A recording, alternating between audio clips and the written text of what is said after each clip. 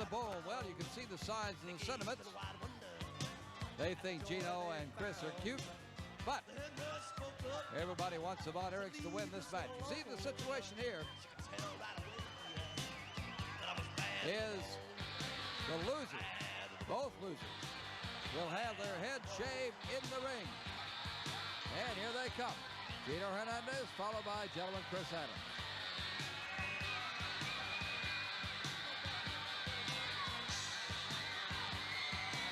There he is, Gino Hernandez. A handsome half-breed, as he calls himself, from Highland Park. The gentleman, Chris Adams.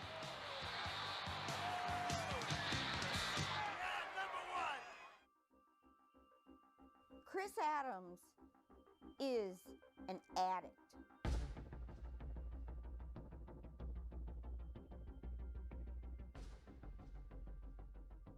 He's a drug addict. He's an alcoholic. He's a sex addict. I had never done cocaine with Chris. I mean, never, ever. I barely smoked a joint with him, you know.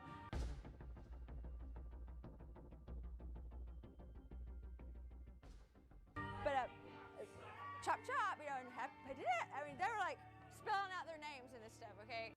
I watched Chris over the last year and a half of his life headed down a path that I don't think that he could have changed even if he wanted to.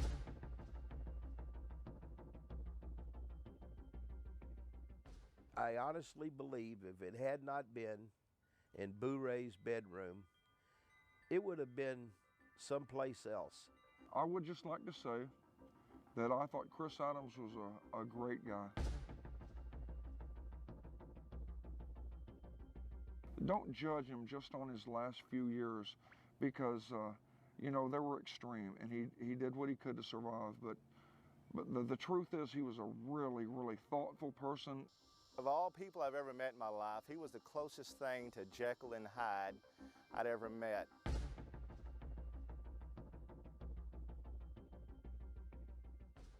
When Chris was sober, his name fit him perfect, the gentleman.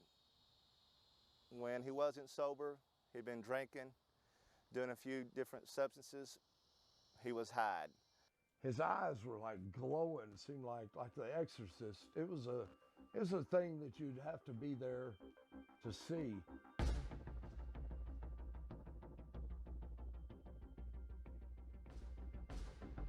He was wanting, I guess, out of this world.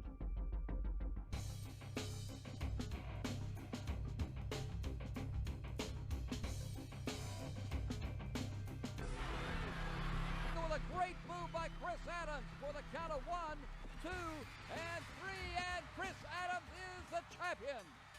So it backfired. The banality of Percival Pringle III turned on him as he swung to smash Chris Adams, and instead Chris, with a tremendous move, got that cane across the head of Rick Rude.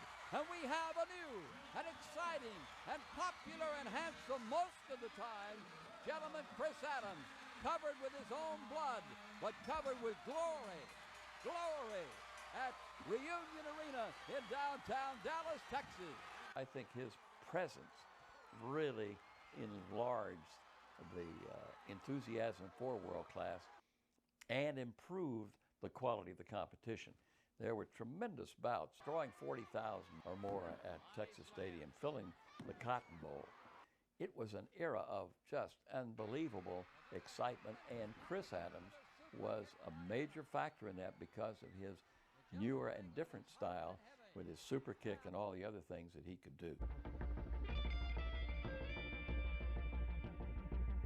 We had the Von Erich boys, particularly Kevin and David, who were early, and then Kerry came in. And they were all tremendous athletes. We're just about ready to go on this one. And now Chris has an announcement to make. You listen here, Kevin Von Erich. The only difference between last year and this year is that you'll be leaving on a stretcher with a bald head this time. When Chris Adams came in, he brought with him that assuredness of the British. He had been in Olympic trials. He'd been a champion in England. Did it for almost 20 years before I broke into professional wrestling. So, you know, I really consider it my background, my nucleus, and the basis for everything that I've done athletically. And I believe that it's a fantastic sport. And you're, in fact, this is a family thing for you, isn't it, Jim? Yeah, my brother and I started at the same time. Of course, he was younger than me, 3.5 years younger. Too? And my father was a judoka, so we both followed in his footsteps. His first national. This is when we celebrated with the bottles of lemonade? No, that particular year, they both won the nationals. They both won it, in their own weights. In their own different weights.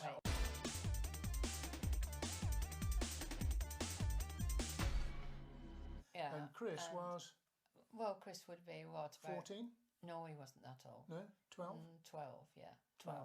One of the best times for Chris and I as we were growing up was when we were both national champions down at Crystal Palace.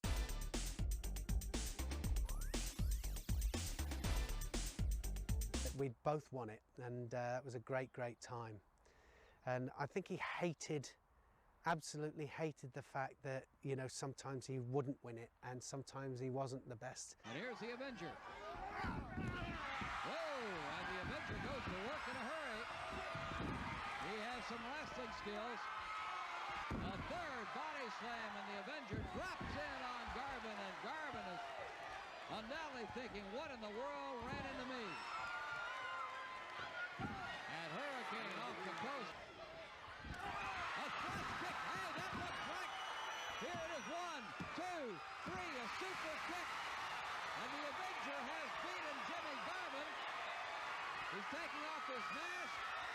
He is Chris Adams.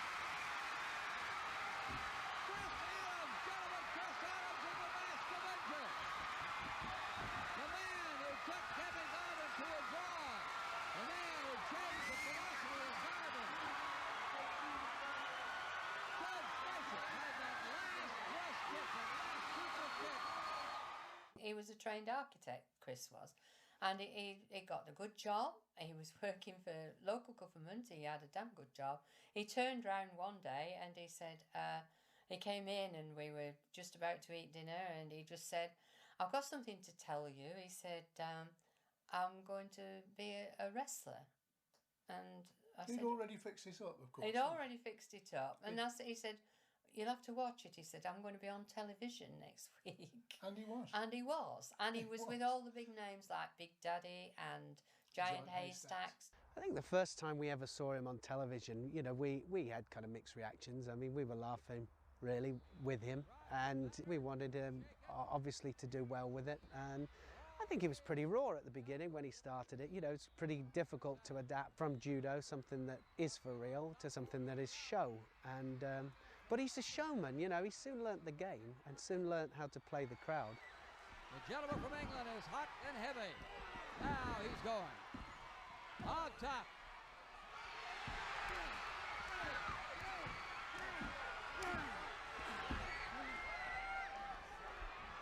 Adams pummeling, fighting, battling, coming back. Now let's see if the Mongol will go flying over, and does, over the top rope, and Chris Adams has lost the bout. Well, Adams is disqualified, of course, for putting the Mongol over the top rope, but I think he has certainly a moral victory to the fans. We'll be back. The first thing that strikes you about Chris was his appeal to women. He was like a sex god where we lived. And also, he was a lovable character. A friend of mine really liked professional wrestling, and she had some tickets to go see a show.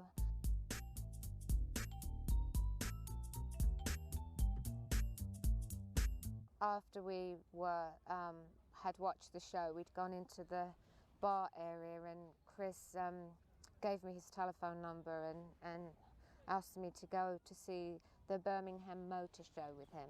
He'd do anything for you. Me and Chris were very close. He used to call me Dad most of the time because I was a lot older than him.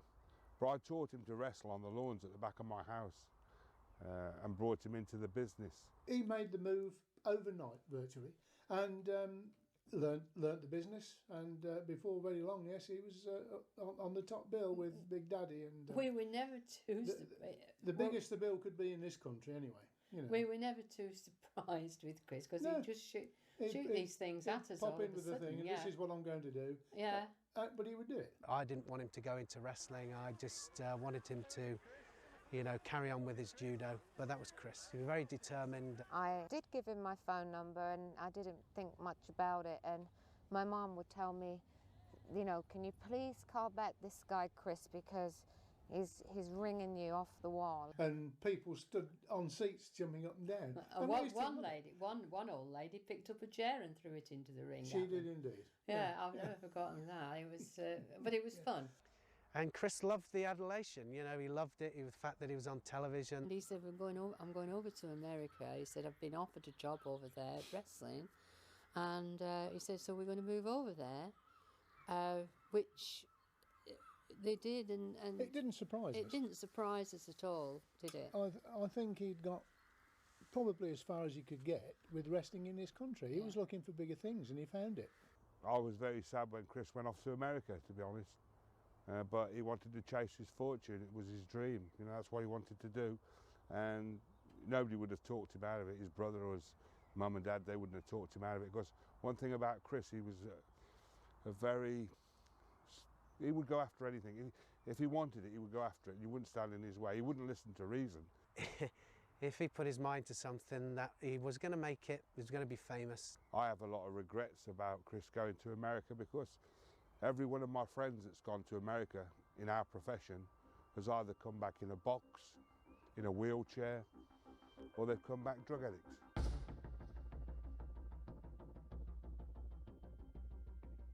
From England, 235 pounds, the gentleman, Chris Adams. He was a pretty face. He was a handsome guy. He had this wonderful English accent. Always loved to interview him because he always came across as more cultured than maybe the rest of us. He had a magnetic personality. Everyone that met him liked him, really. It wasn't just the British accent. The girls loved that. I loved Chris Adams. Oh gosh, the second I seen him, I was like, oh, and his accent's just like totally. But that doesn't do it for the guys. Chris was a really good businessman. He was sharp, astute. He did his homework and didn't cut corners, and people were glad to work with him. Nearly everybody in this film I worked with, I did things with. I'd helped create world-class championship wrestling, which skyrocketed Chris and the Von Erichs to fame. We were on in 80 stations. We were #2 to Soul Train in syndication.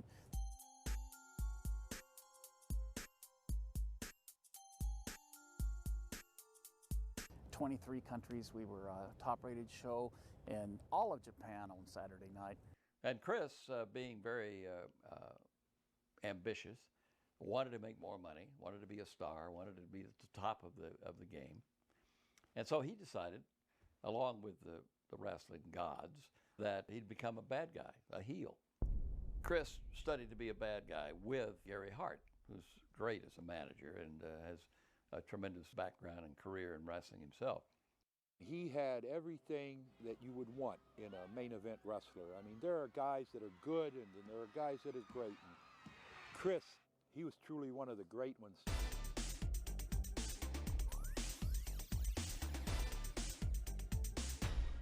He told me, he said, I'm interested in changing my image. He said, there's not a whole lot of opportunity here with the Von Erichs because they seem to be the ones that control the main events here. And he said, I think the only way that I can go further is maybe to wrestle them. He became great friends with the Von Erich boys, and they all worked well together, and they all really liked each other. Into the corner, luckily here comes Kevin in. Now Chris has the chair, and he and David Manning. Kevin drop kicking Chris. Kevin with the chair again. Now Manning is trying to stop it. Chris goes up through the court for him.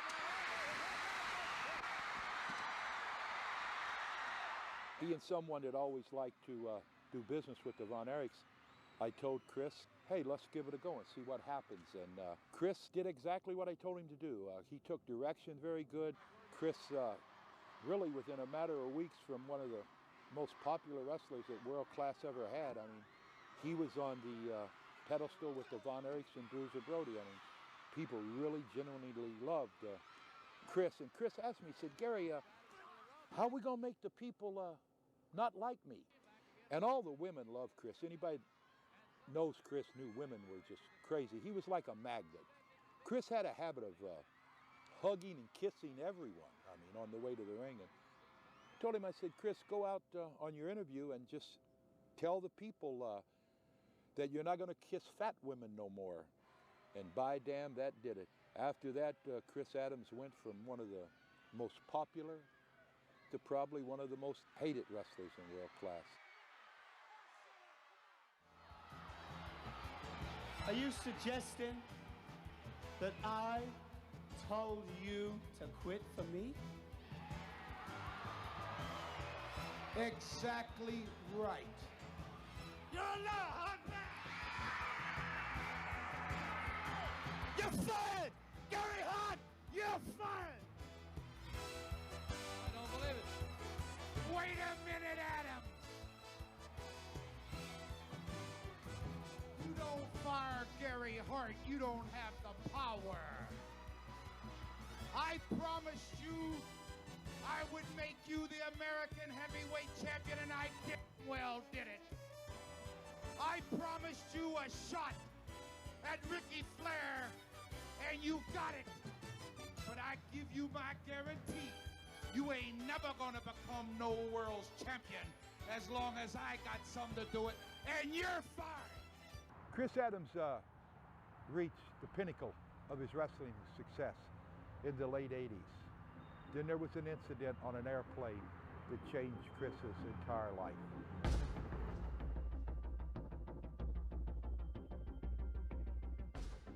We had a big match that was going to take place at Will Rogers Coliseum like we did every Monday night. David Manning.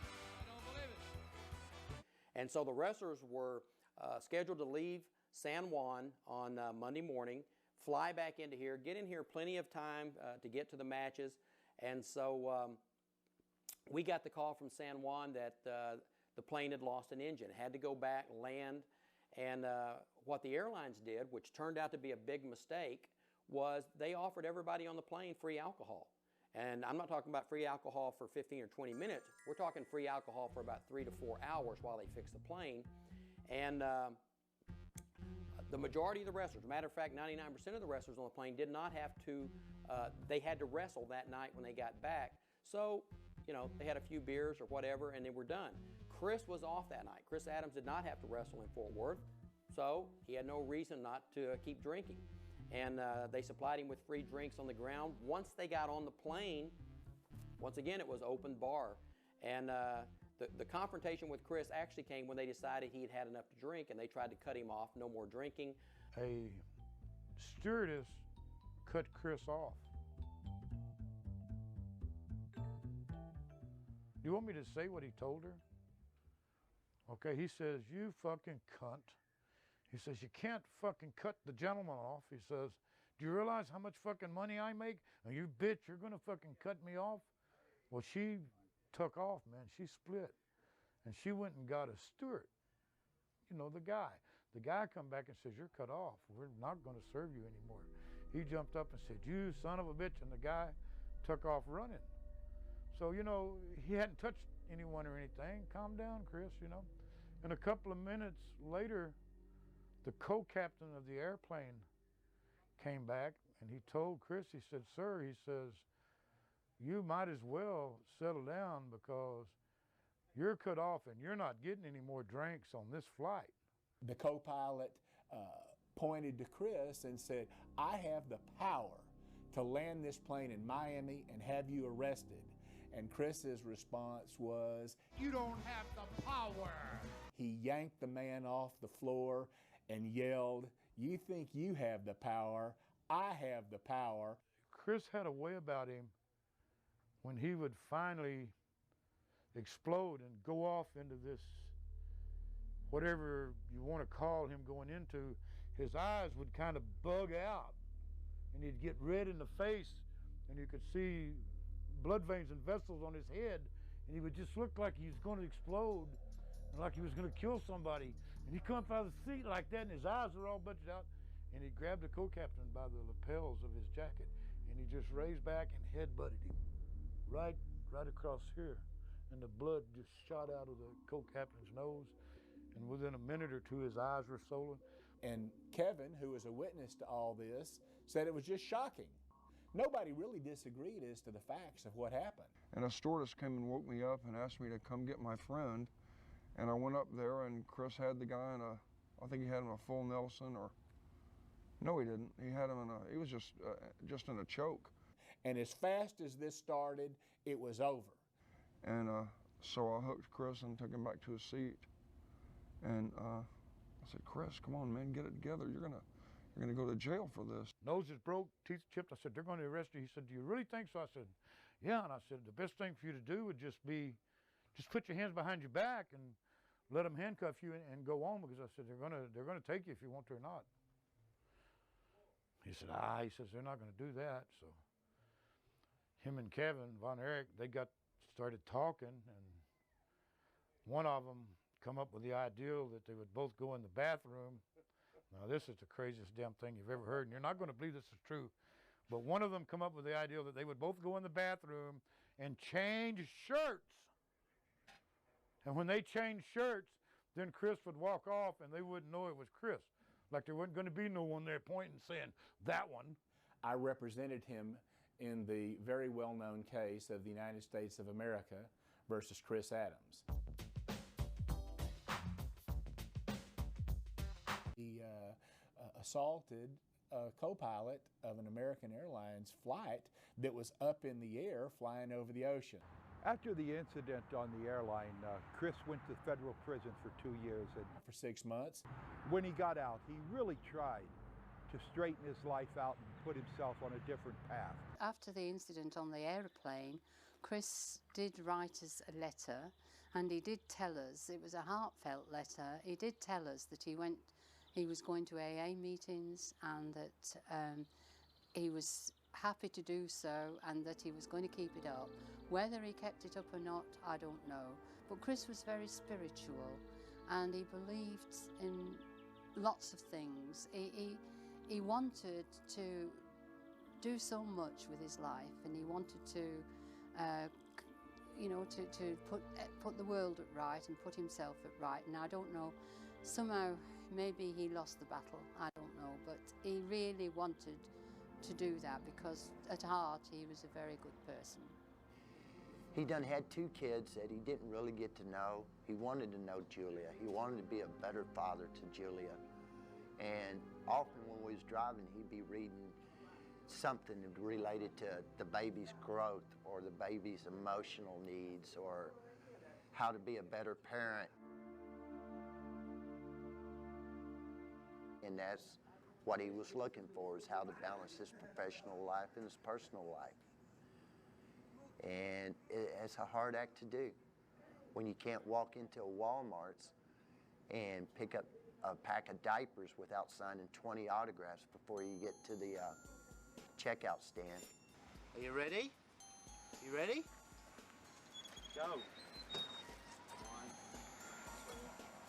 2, 3, go.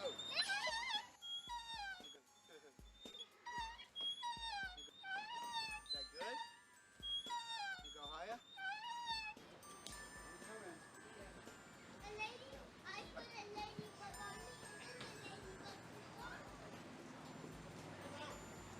You've gone through a lot over the years, and things are very different now. Yeah, they're very different. Like I say, I realize what's important in my life, so I'm not whizzing around the world partying every night and ruining my relationship with my wife. And look at what? Oh, wow. Well, don't get too dirty. Huh? We'll brush it off. But it's real important to spend time with your children. I mean, it's part of you. And I think that my values in life have changed. And I would say over the last 10 years, I've learned an awful lot. When Chris OD'd out in Wise County, he went to a psychiatrist, and the psychiatrist said that he was clinically depressed, and he had given him some antidepressants, and Chris just kept saying, I've got to do this for my daughter. I've got to do this for Julia.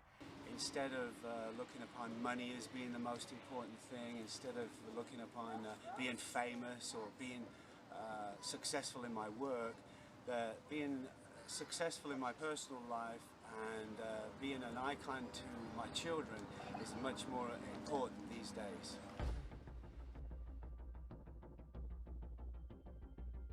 That is what he wanted to do. He was obviously struggling within himself, but the letter told us this. His phone calls told us this. He was fighting it quite well. We would like to have thought that yes, he could have kept it up. You know, I used to sort of have this repertoire where I would get up early in the morning. We would fly to our next venue, which could be LA, Chicago, New York, or wherever. We'd go book into a hotel, go to a gym, work out, and then rest a little. Then we'd wrestle, and then after we'd wrestle, we'd go and party, and then we'd do the same the next day, and then the same the next day, and the next day. And it became a way of life. It's a very destructive way of life. But when he was drinking, his personality, you know, would change. And then he beat his wife up in Lufkin out there, you know, and knew about that too. It's all when he drank, he was never like that before. And then in Israel, he had stomped a desk clerk's face in really bad. He had to get craniofacial reconstructive surgery and all that, and all because he wouldn't let the Chris use the telephone anymore, and that was pretty bad. And they're just little things like that that I'd known about. What he did in Japan, you know, he kind of did the same thing over there. Those little mafia guys, he beat a few of them up. And people do get the wrong idea, like that we're girl chasing wrestling stars, or we're good time chasing wrestling stars or whatever. But like I say, over the last few years, a reality is set in, and I really believe that life is all about our children, it's all about our family, and doing them good and bringing them up in the right way, in the right direction. And that means much, much more to me these days than going out having a good time or going around chasing women. His relationships seemed to go sour rather quickly, and a lot of his breakups weren't very pretty. Let me see. Oh, don't put your Ready? Hi. There you go. Yeah. Okay. I think that's enough sand, don't you? You want to go in it more? Okay. Don't get it in your eye. He was with Brandy at the time, and Chris hit her. And that night, as he drove out of the parking lot with her hanging from the side of the car, that was the night that I saw anger in Chris Adams that I had never seen directed toward any other person. But my dad always played lots of games with me, and he did lots of puzzles too with me. And I said, well, that's a place to start, but you've got to also think ahead, and you've got to do it for you. You know, you have to do it for you. He says, no, I've got to do it for Julia, because she can't keep seeing me like this. When I'm getting pulled over and getting tickets, and the cops are taking her out of the car from me because I'm getting DWIs.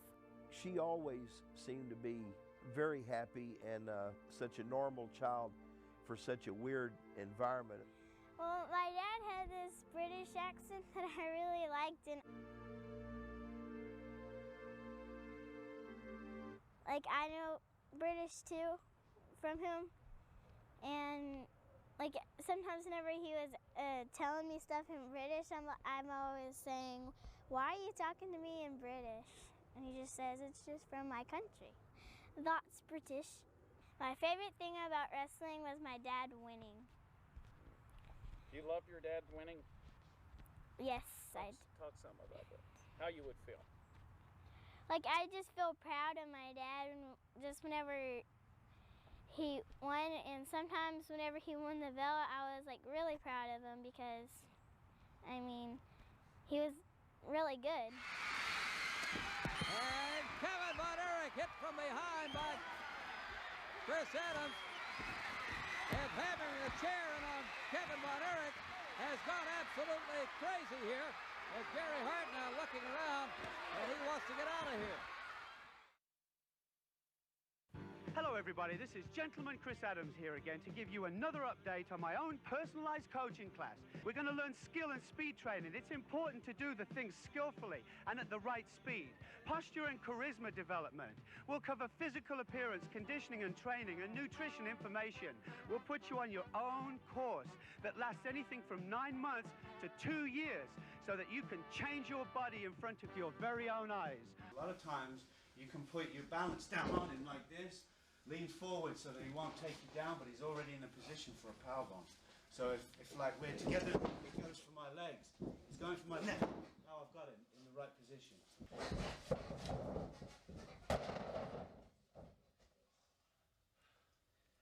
Powerbomb.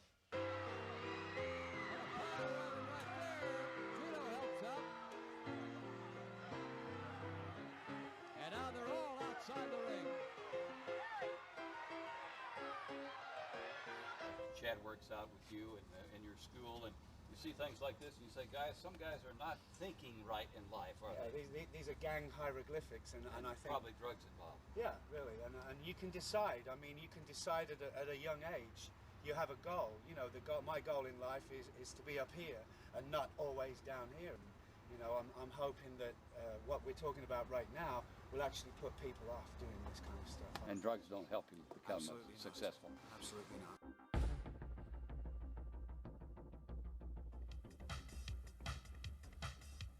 The character that you choose should be an extension of your own personality. Take advantage of your own natural charisma and study similar characters to learn everything you can about them in order to grab the attention of the wrestling audience.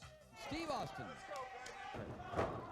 And he's not backing up to anybody as he flips Terry Garvin around and gives him a look of disdain, I guess.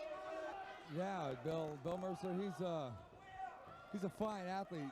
They do a lot of weightlifting. Him and California Stud are pretty much inseparable from what I understand. Fine athletes. Steve ended up marrying Chris's ex, Jeannie. Steve would not have got where he was now if it hadn't have been for Chris. We do what we want to do, where we want to do it. If we want to come down here to Hooters and have a few beers, drink some chicken wings, well, that's what we're going to do, because no one tells us what to do. What?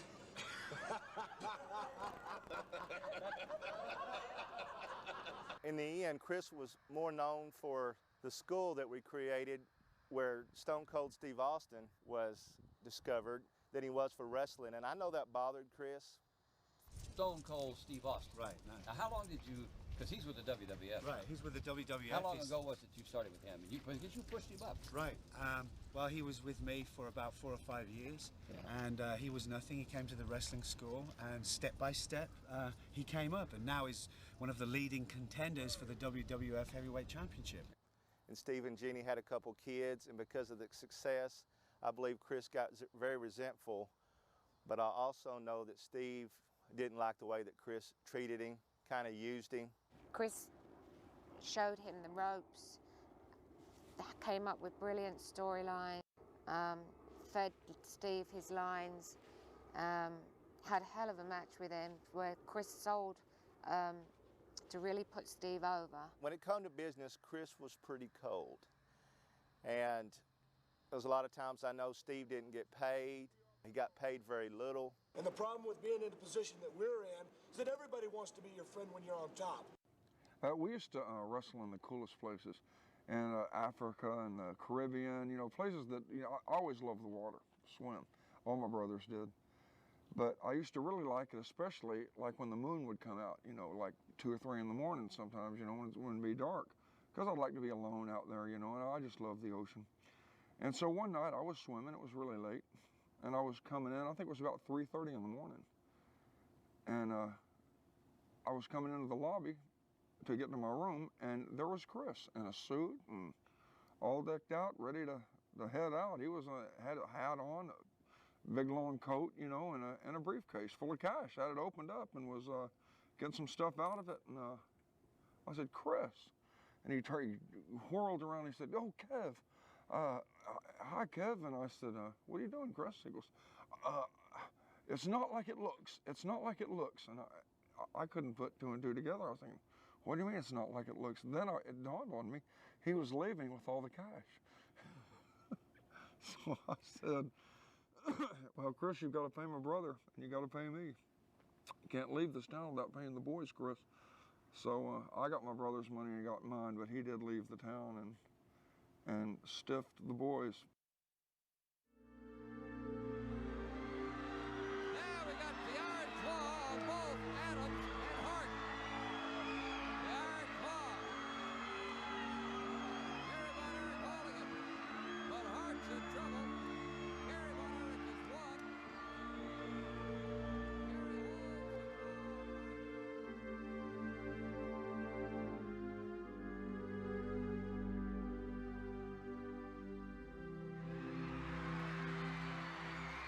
I contacted Chris a couple of times and asked him if he'd be interested in moving his operation to the Carolinas, because I believe he would have been perfect for that time period in the Carolinas.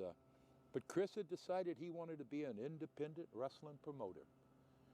And I'm telling you, the hardest job in the world is to be an independent wrestling promoter. But think of this, Chris was a successful independent wrestling promoter for 10 years. We got involved several times trying to do a television series. Chris seemed more interested in TNA and girls than he did the talent on the card. Mate, can you be a bit more of a, hey, this is Dr. Rock here. Okay. You know, more of a character. Yeah. After I know the parts, what I'm gonna say a few more times, the character will come out. Hi, Dr. Rock here again with you. There are hackers and there are beautiful hackers. I'm a beautiful hacker. Yes, they are. Hacking, what does it mean? We had a big uplifting feeling about it because Chris was already a celebrity, whether a local celebrity, shooting up to the national rise of celebrity. He was a very influential person, and it made us feel good that he was a part of this, that we were a part of what he was trying to make happen, the creative mind that he had. We had segments filmed for this show, but all the money from the guy that was funding the show spent all the money on a stripper named Lori. Mike had the money. Okay, I didn't know he was married then. I didn't know all that was really his wife's money too. But it turns out I introduced him for business purposes only, and Brandy was my best friend, and so, you know, I thought Mike's girlfriend. He thought that was the way to success. Television show for Texas, he wanted to recapture world class. Well, we made a hell of an effort. We never got there because Chris just didn't have enough time left. Chris couldn't just have one drink. He had to drink till it was all gone. If it was a bottle of whiskey, if it was a case of beer. He did everything to the extreme. He just went all out on everything he did, whether it was wrestling, partying, whatever he did, he didn't stop low level. He went all the way to the top. I mean, if anyone has experienced the depth of cocaine, is not good. Okay, and it messed me up. Several of the other people on the show all developed alcohol and sometimes drug addiction. That went from the top to either committed suicide early on, or in Chris's case, it was a long drawn-out process of going down the tubes. I had myself a problem with alcohol, and I found a 12-step program, and it's definitely one day at a time. Chris used willpower. He was an extremely strong person. He set his mind to something, he was going to do it. The problem with alcohol and drugs is willpower is meaningless. I always saw Chris as like the old pictures of George Reeves as Superman, but everything in Chris's life was kryptonite. And then I'd found out, Chris had told me he started trying a drug called GHB. as he now returns, comes up into the tremendous recovery, flipping the champion Rick Rude across the ring. The super kick by Chris Adams. Certainly no Sylvan in the woods of professional wrestling as he fires across now with a 1, 2. The fact that Chris had a history of addiction with alcoholism, with any kind of drug issues, getting involved with GHB is guaranteed to make you what we call a G-aholic.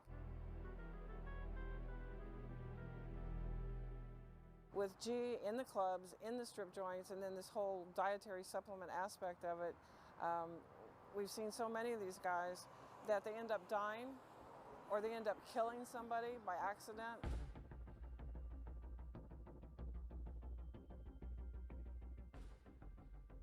You could buy it over the counter. He said some bodybuilders and some other wrestlers introduced it to him. And then it started being used for other reasons and became a pretty substantial problem with Chris. It grabbed a pretty good hold of him, along with the alcohol.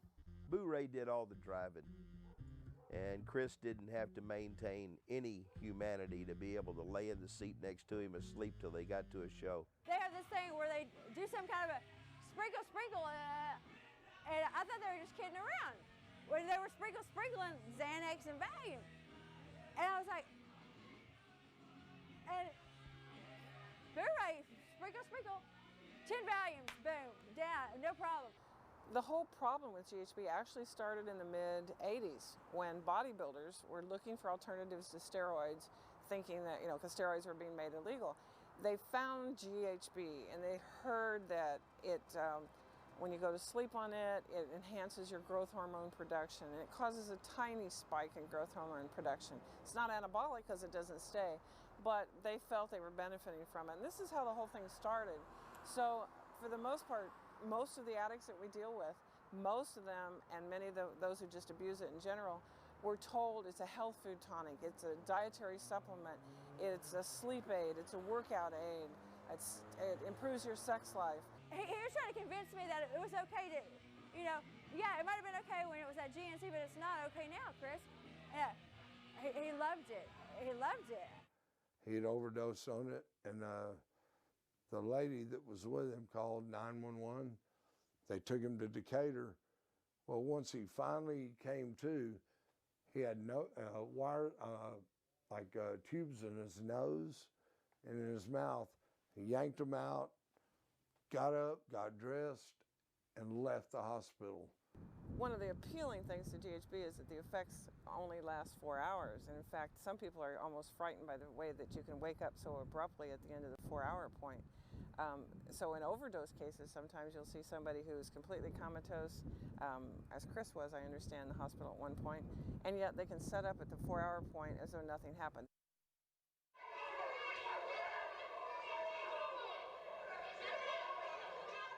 All right, I remember when Chris started this thing called shoot wrestling, where he would use actual wrestlers, and they would wear hand gear, headgear, and it was like ultimate fighting.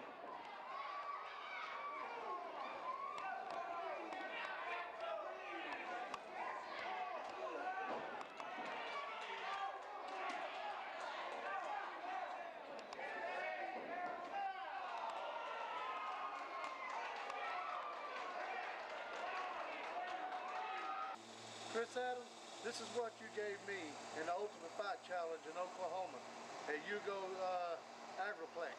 Let me tell you something.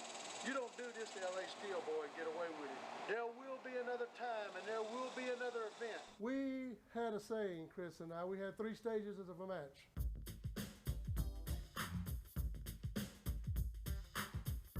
The first stage was, I was gonna rip his head off when I went into that match.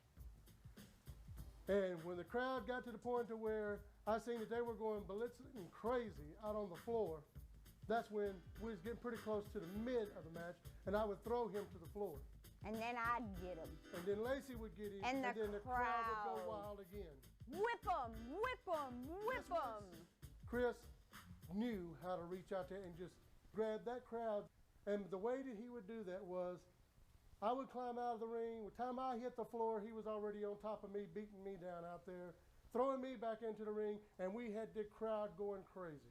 this Beyond the Mat movie come out, and it showed about 3 seconds of Lacey in the main part of the movie. Then it showed all the credits, and then after that, it showed about another 15 minutes, and it showed Lacey and the girl she was going to wrestle. When Chris felt so enraged about the film Beyond the Mat, he sent me an email saying that he felt like he was nothing but an extra, and he hated the film. And I sent him an email back, and I said, well, to me and my husband, this is the biggest thing that's ever happened to us. It enraged Chris even more. He made it his business to cut our legs out right from under us, where wrestling was concerned. And the reason that I had to get rid of her and Billy was they kept calling me up and harassing me about an autograph party, and nobody wanted. Jake the Snake did not want to go. The midgets, what are we going to do, fly them in from Kansas? We couldn't get booked by anybody, and Chris would just laugh. He thought it was a big joke because he would call everybody and make sure that nobody would book us. Nobody that was in it wanted anything to do with it. It was just a thing that they were trying to be stars, and it took away their stardom when I had to fire them. Chris Adams coming up to do battle. Kevin Von Erich is still down and out on the floor. Kevin is down by the corner post, trying to get to his feet. And it looks like they're going to have to take Kevin out. Carey catapulted into that clothesline by Chris Adams. They're taking Kevin Von Erich out of the arena. Here's Judo on Carey. Chris Adams and Judo Hernandez. And here comes Kevin back. Kevin revived. Kevin came back furious, wound up, a wild man. And Judo. Into the corner post. There goes Chris Adams out. Kevin Von Erich, absolutely a wild man as he came roaring back to the ring. And Gino and Chris have left the ring.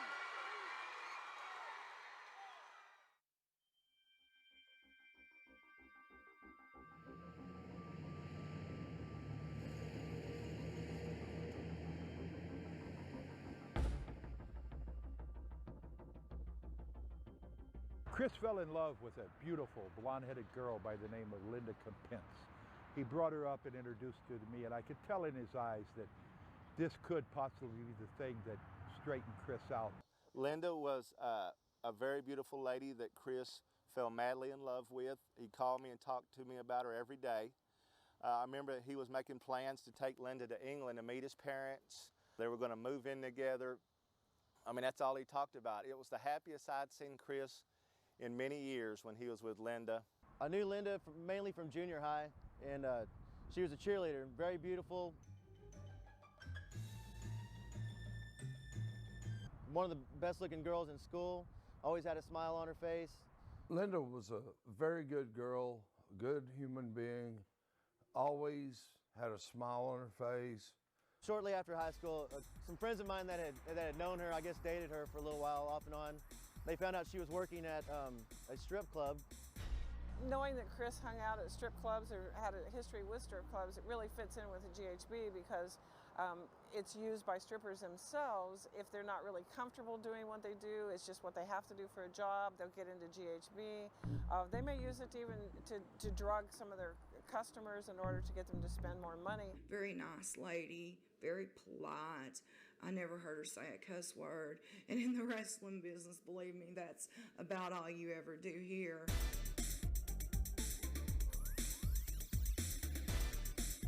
And she was just like a breath of fresh air. Knowing how Chris was when he drank, and knowing that Chris was doing a drug called GHB, and had already, in fact, overdosed at one point, I didn't see what she saw in Chris. I thought she could do much better, but I think she, like everybody else, was starstruck.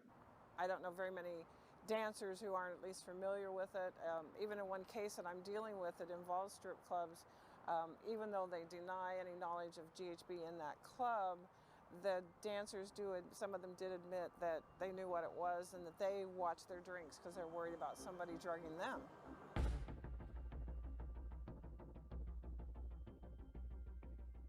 He and Linda called me at 2 o'clock in the morning on the dot.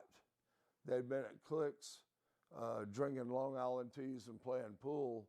They were wanting to come over. I stayed up with them. I had a glass of wine with them. And I said, look, guys, you know, y'all have a good time. I'm throwing in the towel.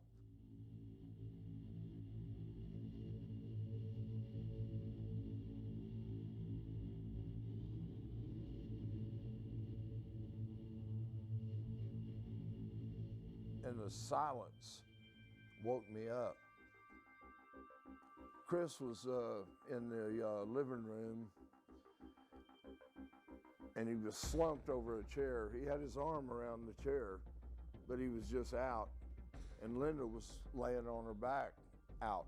But not being a doctor or a physician or anything in the medical profession, I just thought they were drunk. And neither one of them would budge. But I've seen people drinking alcohol that was the same way. You couldn't wake them up.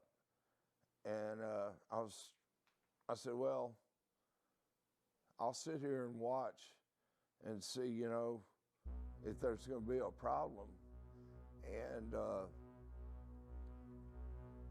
there was a problem. I didn't realize that Chris had GHB in the apartment. I called Tom Lance. So he called me because he knew about a month prior that Chris about OD'd on the GHB, and I went out to the hospital that night, and he knew I kind of knew about the situation. Because I started getting suspicious. He knew Chris would be mad if he called the authorities or anything like that. But while I was on the phone with him, I could hear Linda's strange breathing, and then he just kept trying to wake him up, and finally I encouraged Bure to call 911, in which he did. The lady asked me if I knew CPR. And he sat there and he did CPR on Linda for over 20 minutes. But from what I understand of GHB, one of the things it does when you take too much is it causes your throat to contract and close up. I gave her CPR until the paramedics got there. I was on the phone the entire time on the other end. This was probably a couple of hours. I remember vividly hearing the paramedics arrive at the apartment. I couldn't tell. I could tell it was a little bit of chaos. They were trying to wake up Linda. They were trying to wake up Chris. I could hear them back and forth. Occasionally, Bure would get on the phone, and I could hear the paramedics. I still hear it to this day. I hear them saying, when they were working on Linda, flatline. I wish I'd have called 911 center. They tried to give her CPR for another 20 minutes. A little bit later, Bure called me, told me the police come back and said that Linda had made it, and that they thanked him for calling. And so at that point, we thought everything was fine. And then the next day, I got a call. I can't remember if it was Chris or if it was Bure saying that Linda was brain dead.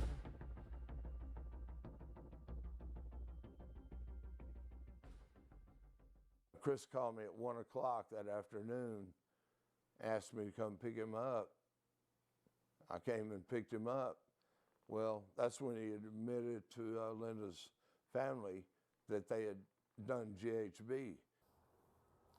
And I remember Chris telling me how he went to go see her in the hospital. Her family was pretty unkind to him. He had to leave. And then I remember when he found out they made a decision to go ahead and unplug Linda. She passed at that point.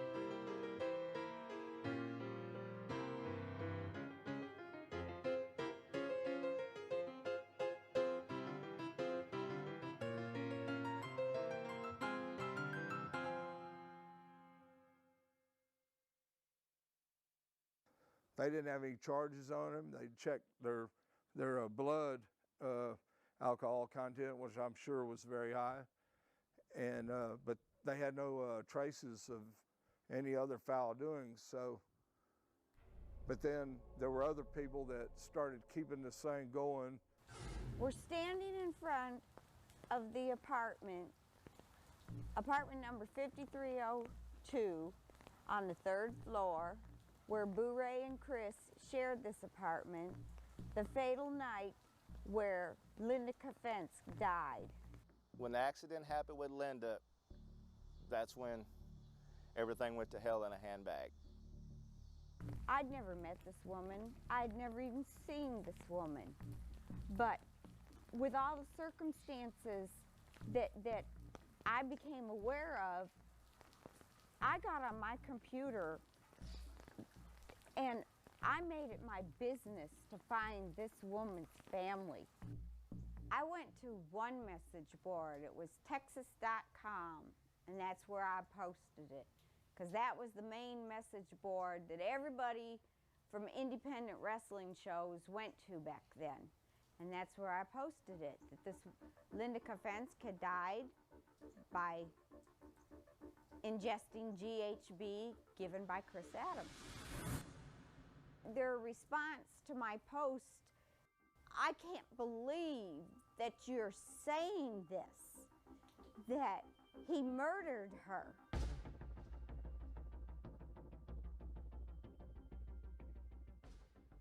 Chris was surrounded by people that were destructive in his life.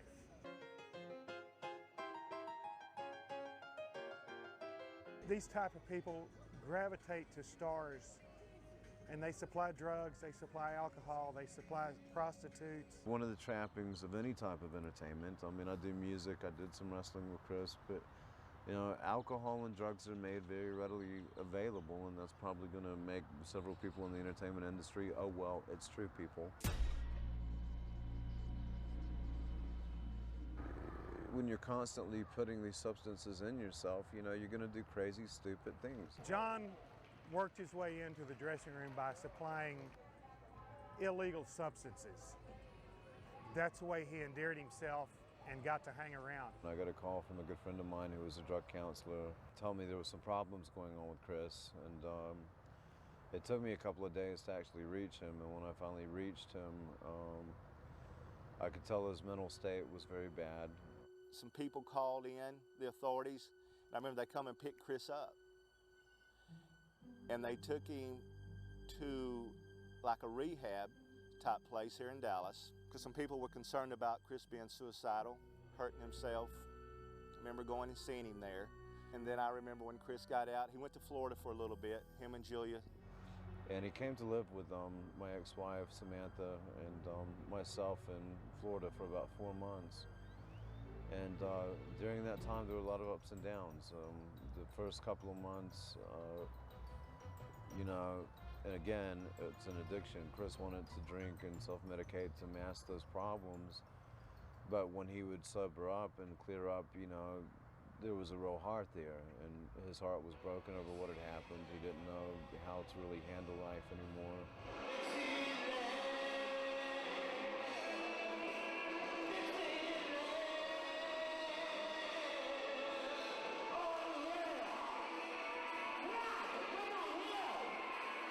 knew the situation and some of the people that liked to associate around Chris because of who he was, not because, and I'll be blunt, not because they gave a damn, but they wanted to hang out with somebody because they were a celebrity.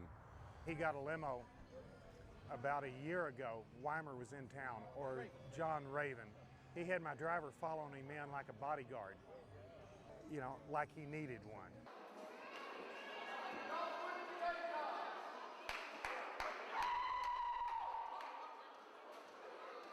Obviously, he was extremely emotional, and he phoned me up a lot. I talked to him as best I could. I wasn't in the same city as him. I said, listen, Chris, you know, I'm willing to pay for you to go into the rehab. Please, would you go? I don't know if he even heard me properly because of his tears and his emotional demeanor. He was so distraught. Me and Leanne were going to Lacey's for a visit, and my kids were home, and my kids would stand around the answering machine like in a screening process, and the phone rang, and it was Chris, and Chris was just screaming, Pam, you disgusting, nasty, fat, stinking cunt. I mean, it was just horrible words like that. You know, you've messed in my business one time too many. You keep poking your nose in my business. You keep messing with me. I've told you not to mess with me. I warned you. Now, if you don't stay out of my business and quit messing with me, you're going to end up just like Linda.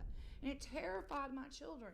It scared them, and they immediately picked up the phone and called me on my cell phone and told me what had happened. It played the message for me, and it scared me. I was afraid. And I went on to Lacey's. I said, Pam, you have got to bring that recording forward. I contacted the homicide detective, Detective Symington, myself, and I told him that there is a recording where he is threatening another woman to kill her the same way that Linda died. And this detective became very interested in this recording. The Collin County District Attorney's Office received a case file report from Richardson Police Department. The grand jury prosecutor reviews the case and submits it to the grand jury, and Mr. Chris Adams was indicted on 1 count of manslaughter. That one tape is basically what really hung Chris Adams. Chris wanted to kill Lacey. Yes, he did. And he had talked to a hitman about having it done. And the hitman wouldn't have any part of it because he knew the situation, that somebody would have, you know, spilled the beans, and he would have gotten in a lot of trouble. But I didn't want any part of any of it. And I told Chris a bunch of times, I said, look, Chris, you do something crazy like that, they're gonna come to 3 people, us 3, you know? And, but he said, I don't give a damn, I want her dead. Okay, I'm going to unload a bombshell on you. Okay, Chris contacted a hitman to kill you. Oh, really?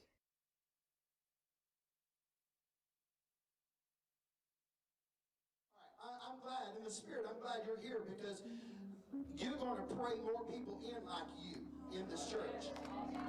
I know folk don't really see it, but I'm telling you, there's an anointing in this church that's fixing to explode this ministry wide open. See him right here. Lift your hands up. Put it on him like they used to. Woo!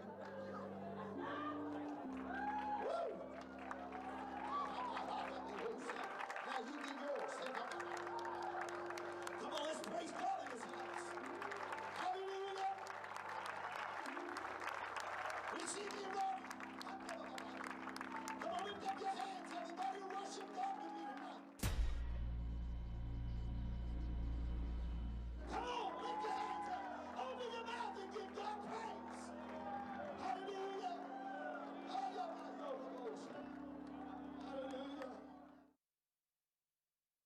Shortly after Linda's death, he met a girl by the name of Karen, a legal secretary, that fell madly in love with Chris. And knowing that Chris had all these legal problems and these drug problems, it didn't prevent Karen from marrying him. Will you have this woman to be thy lawful wedded wife? Let's see, we met in November of 2000 and we got married in August of 2001. We both knew right away that we were soulmates. Just, I'd never had felt that before, to have that true gut, heart, soul feeling for somebody and know that that person felt the same. So he calls me the day of the wedding. He says, do you trust me? And I said, well, yeah, I trust you. And he said, well, you trust me to go to a costume store and rent you a dress to match with my Doc Holliday outfit. Doc Holliday was Chris's favorite outlaw. He loved Westerns. He loved American way of life. Doc Holliday was his hero. It was something Chris wanted to be that Chris was. This ring is applied. This man's finger. This man belongs. Chris was just ecstatic. And finally he said, don't you want to see him? And, you know, I'm going, what? And he said, the wedding pictures. You know, he was proud of being married. He was happier than I've seen him in a long time. We had so much in common. We had the same dreams, the same goals, and we just, both free spirits, we both just related so well on many things. She had two lovely children. She has a daughter and a little boy. And Chris loved them both, and he became a father to them. He was disgusting whenever he wanted to be, just for a laugh. He'd eat paintballs, he'd do stuff just to gross everybody out. He was a great guy, he really was. So many people, when they talk about Chris, they want to talk about all the negative things in his life. And if people could have seen him at the end of his life, he was such a different person from that. I never really saw that negative side of him. When I first met Chris, I thought he was a very nice, kind, gentlemanly person. I really did. And I was never so shocked in all of my life as I was one night. They were over here, he and Karen, and I heard him talking so ugly to that girl. And he called her some ugly names that I really don't care to repeat, but I can if it's necessary.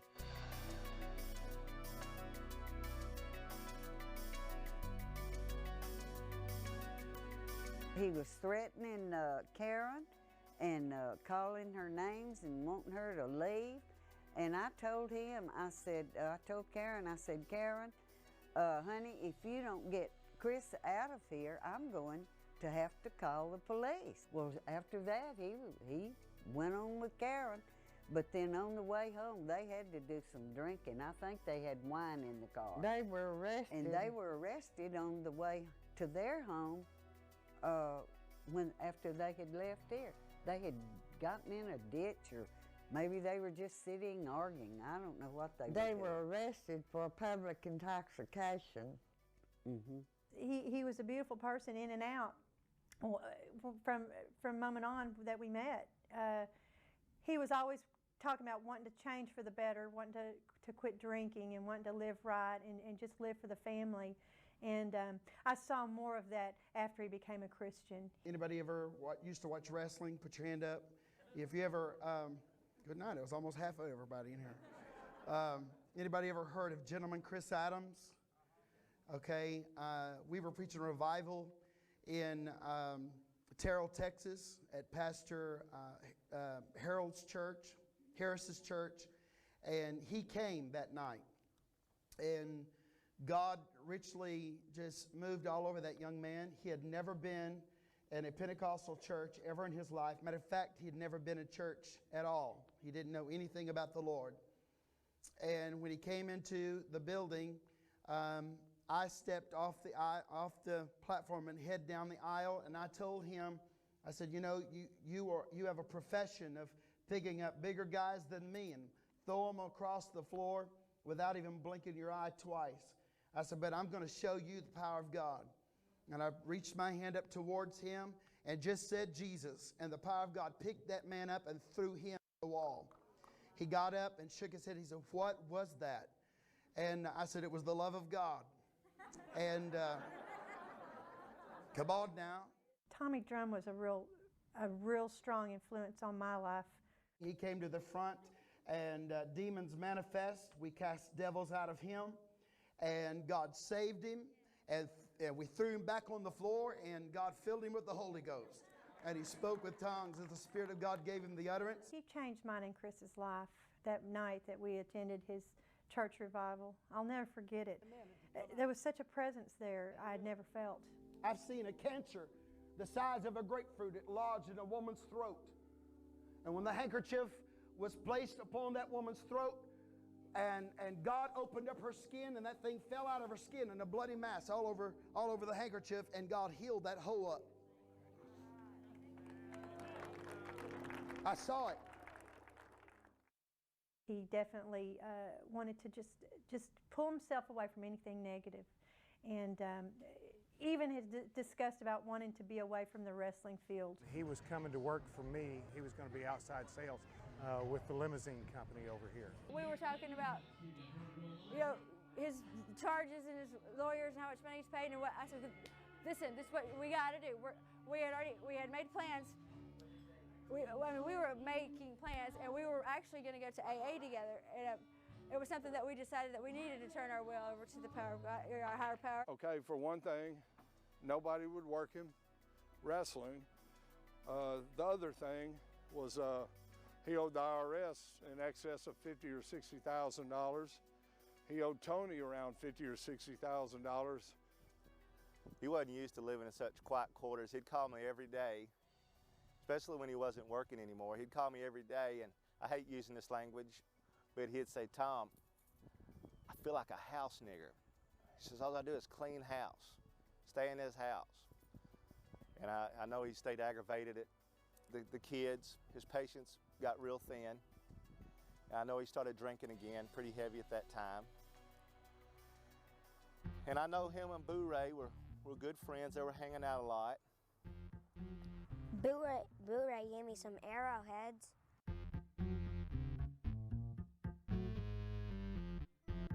Well, tell me about Boo Ray. Well, he's sometimes he gets drunk. He had faith that eventually, by living right and living under God's will, that his troubles would hopefully go away.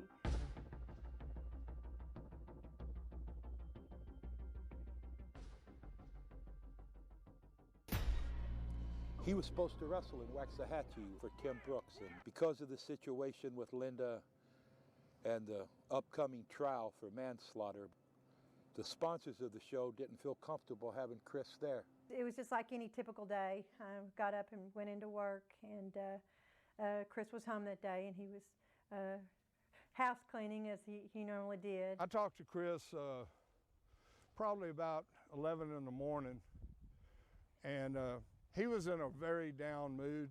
And Killer called me on the phone. He said, the sponsor said they're going to back out if I use Chris Adams. He said, "What do you think I should do?"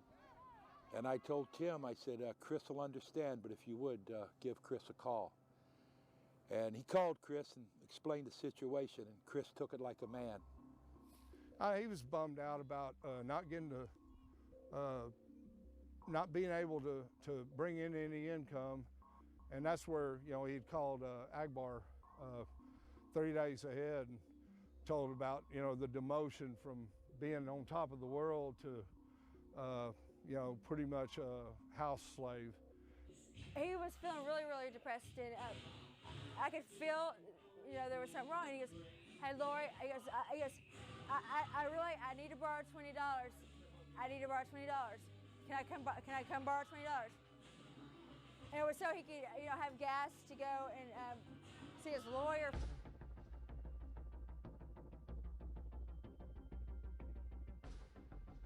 I remember getting a phone call from Brent, Chris's friend Brent, who we often referred to as Boo Ray, and he was really down that day, and he'd been down a lot lately. He had complain about wanting to end his life. And, you know, Chris and I had run to his aid before and went over to his house in Waxahachie to try to cheer him up. And on this particular day, I called Chris at home and said, Brent's down again. He's really depressed. I was in kind of one of my down moods, but he was in a down mood. And I said, look, man, let's get together and work on this show. He said, well, Karen's going out tonight. You know, I don't know if it's a birthday party, but he called it a girls' night out. Yeah, we went to the country club up in Wiley.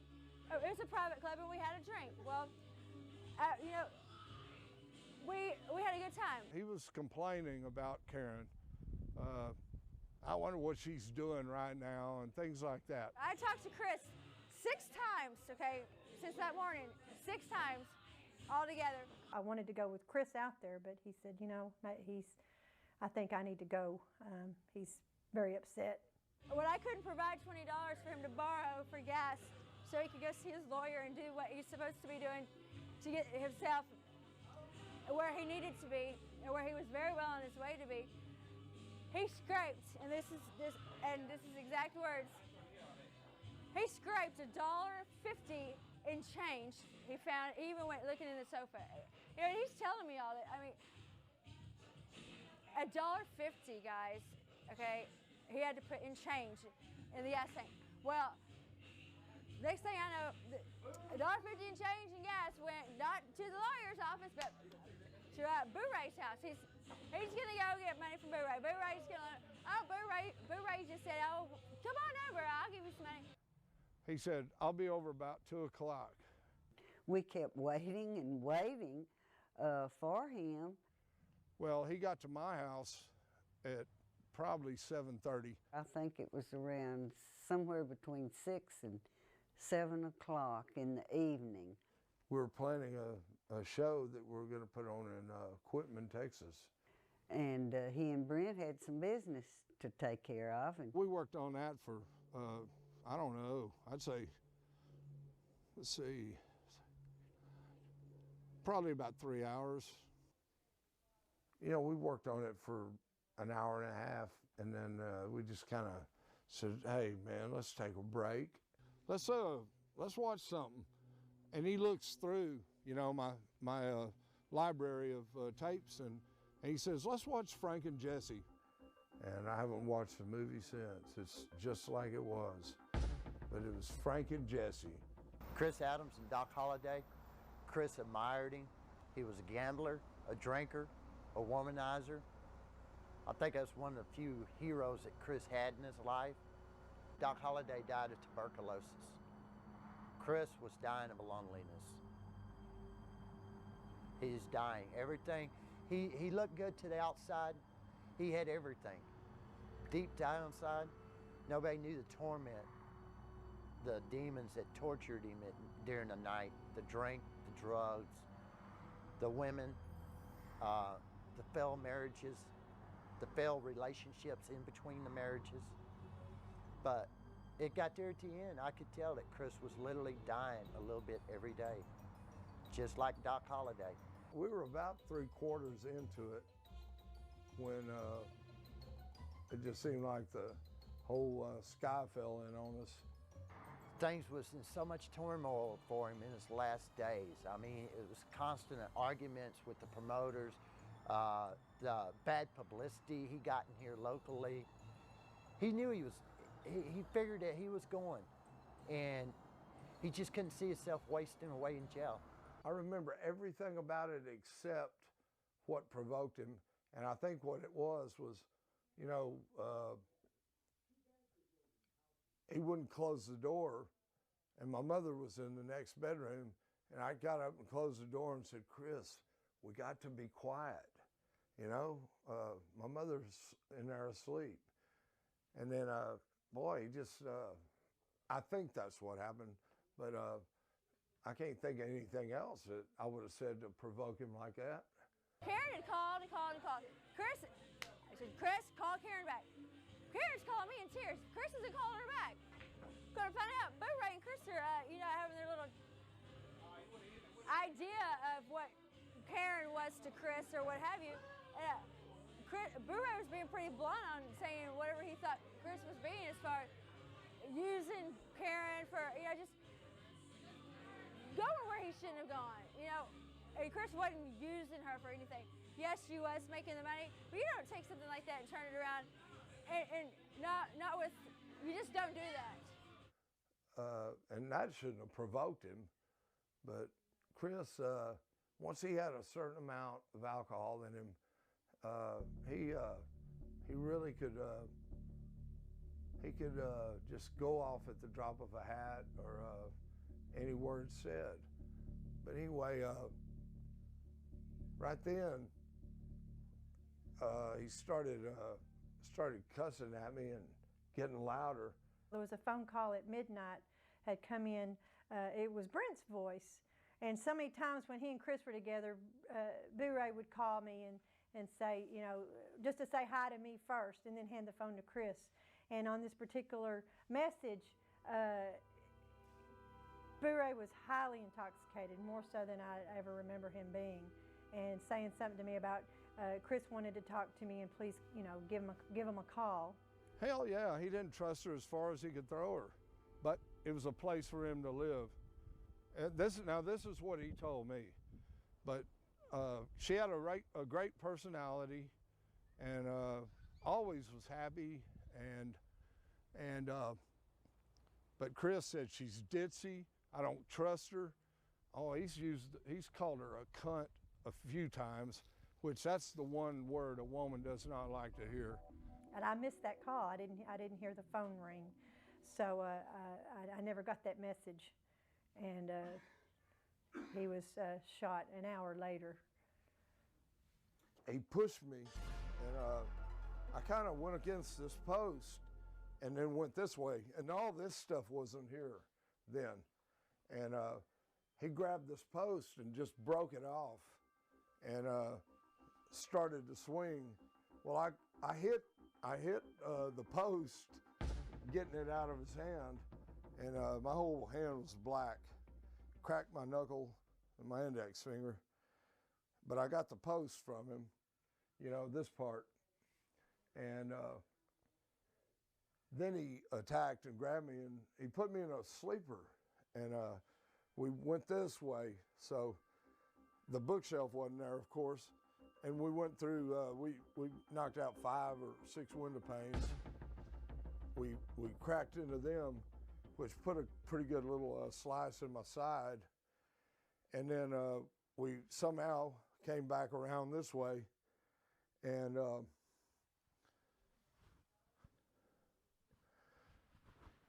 he just overweighted me and pushed me back on the bed, and about like that. And he jumped on top of me and started trying to gouge my eyes out. And he bit me good on the face, and then he started choking on me. And when he described what Chris was doing to him, I knew that he was trying to shut off his carotid artery and kill him. And it's no doubt about that. The carotid artery is right. That's what we use when we use the sleeper, you know. It's a sleeper is a hold we use to shut off either side of these 2 big veins that feed the brain.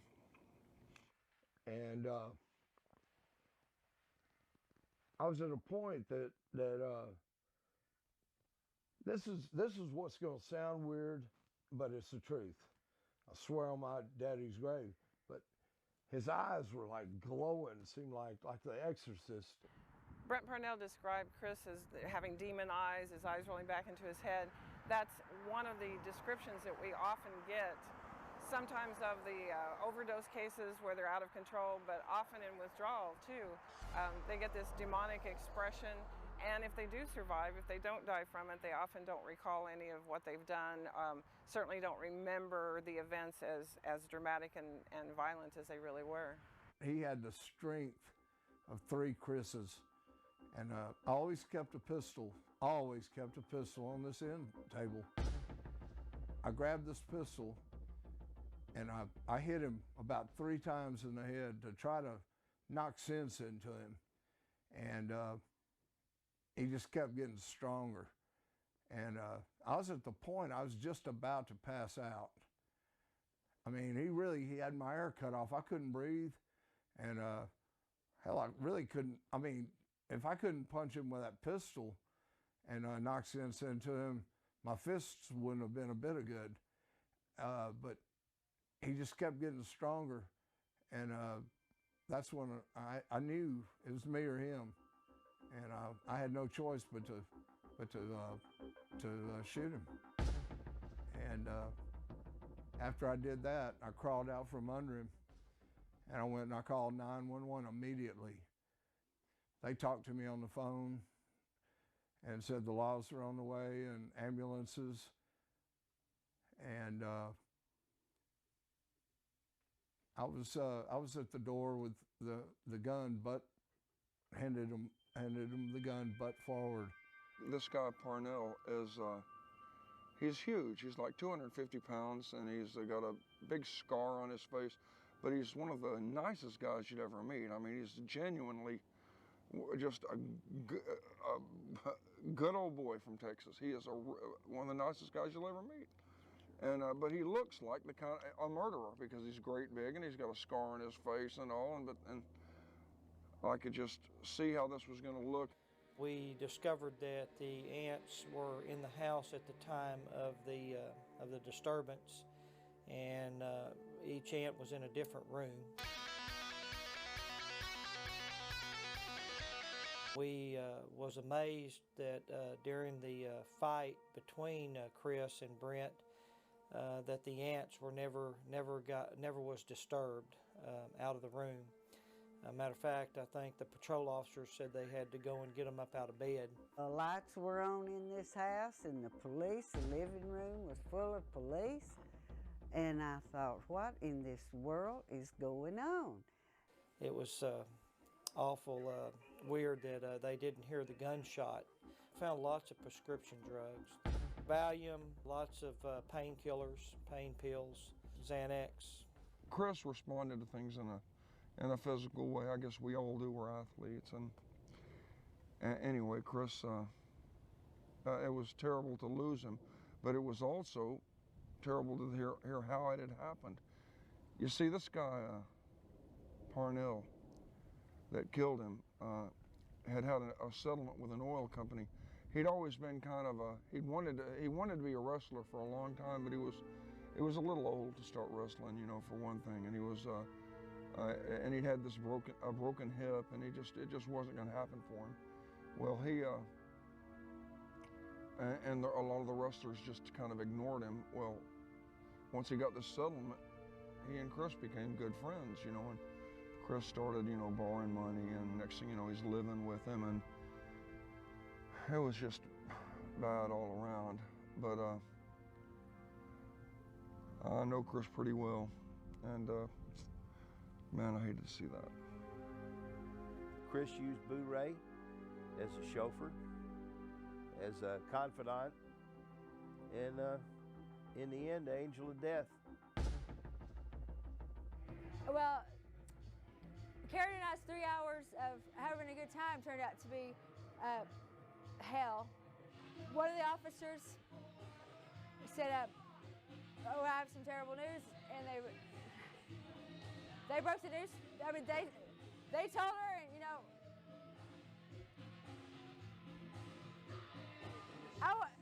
it didn't sink in. I didn't believe it, and I was like this. I could not feel anything. I couldn't feel anything. Mentally, I was comforting Karen, but I wasn't hearing the actual reality of the whole reason why I was comforting her is because my best friend was just shot and he got killed. He died. But I just couldn't believe it.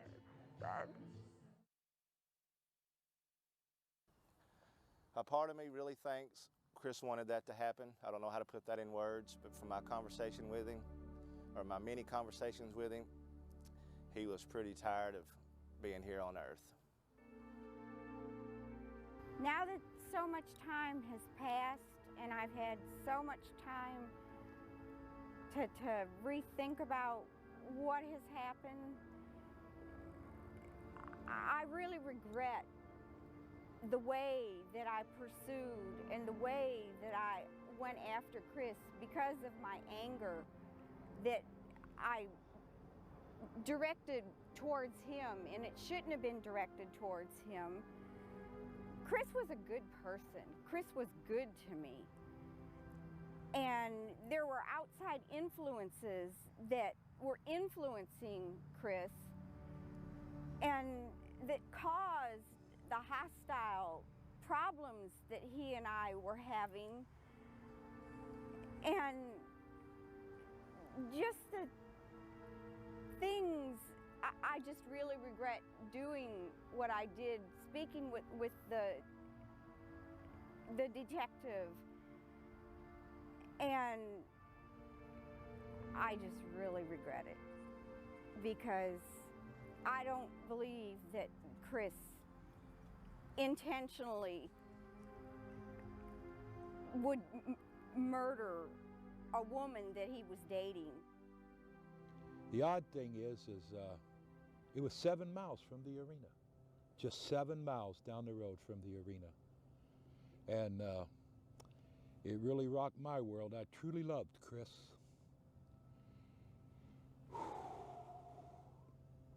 Still bothers me.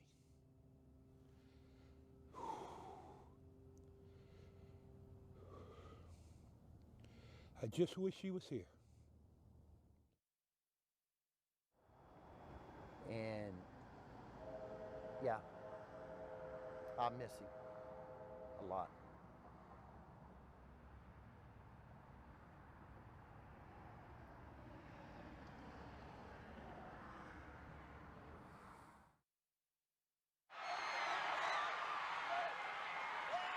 And now the electric scissors, administered by Kerry Von Erich.